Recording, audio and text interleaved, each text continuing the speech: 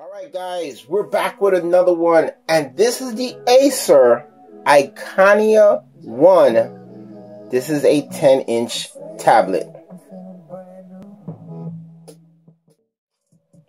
So here we go. This is the Acer in white. This is the Iconia 10. This looks pretty good. Let's go with the design. You got the Acer logo back here. Nice chrome looking. You have your 5-megapixel camera.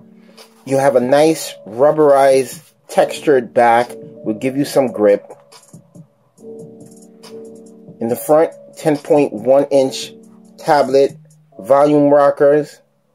Power button. Your expansion slot so you could put in a SIM card. 2 speakers in the front. So you got dual speakers in the front. Pretty good. And you also have your charging port, 3.5mm jack. That's awesome.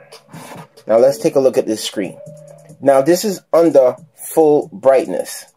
So you may have to turn up your brightness level. Like right now we have it on full brightness. So basically a kid or whoever is using this most likely going to have it on full brightness. So don't expect too much battery life if you're going to keep it on full brightness. But let's talk about the tablet. So straight up the screen. Since you got to keep it on full brightness, it gives off a pretty good resolution. It's a 720p screen. It's a 1280 by 800 display. Not too bad. But don't expect fine colors. Don't expect the greatest viewing angles because you're not getting it here.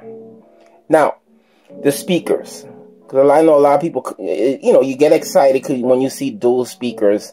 So the speakers are tinny. They're flat. There's no bass to it or anything like that.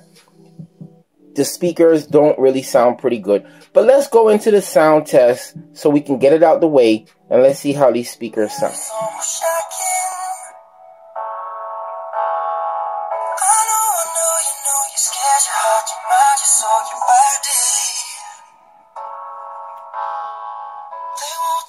They won't be careful, but I guess that you don't know me. Cause I want you in my room. Se nota que te está gustando. Se nota que tú le estás llegando. Me dan ganas de tirar dinero todo por la ventana. Me dan ganas de explotar botella con toda la manada. Me dan ganas de llevar mensajes videos. We're not dealing with high quality speakers here, but at least they're dual. So, front facing camera, 2 megapixels, and don't expect some great shots at all. Barely can get by, not even worth showing. They're not good cameras.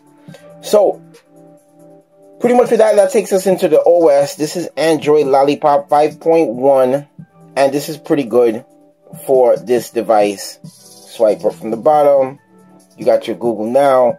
It's pretty responsive. This is a MediaTek processor with 1 gig of RAM. But you buy this cheap tablet because you're buying for the storage. 32 gigs of storage, or it comes with 16 as well. But look around for the 32 because there's some good prices on it. So if you just want a bullcrap tablet, for when company comes over, or you want to buy it for your kid, because you don't want to buy an expensive tablet, you don't want to buy an iPad or anything like that.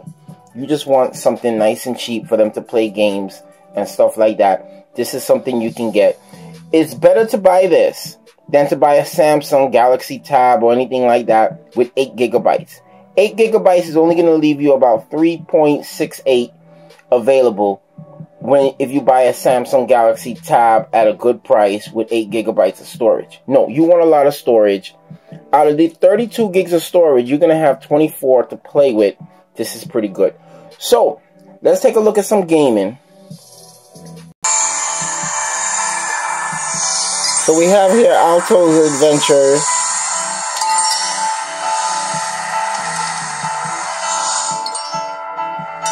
Nice little game. Performs pretty well. It's a simple game, but this is the type of games you're going to be playing on this tablet. Nice and simple games because these tablets can't handle some real hardcore game. They only got 1 gig of RAM and a slow processor. Here's another game. Let's see the touch response.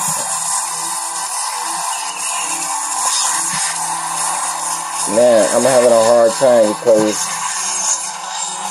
I'm playing this through the camera. So from playing it, the touch response is pretty good, but alright. The touch response is pretty good. I think it's a fair tablet to play these type of games and stuff like that. The MediaTek processor is pretty good. It's still a low-end processor. That takes us into battery life.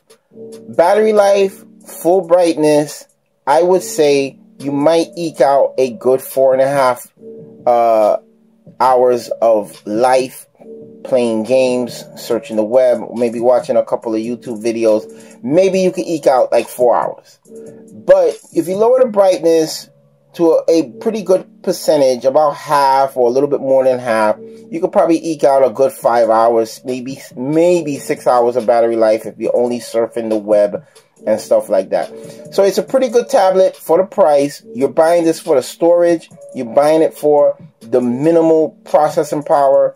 It doesn't have much RAM, so, you know, you pretty much got to keep it clean from having too many apps open. But other than that, it's a good tablet that you're going to survive with. Don't expect any updates because all tablets do not get continuous updates. So your battery life is pretty good. It's going to keep the kids busy.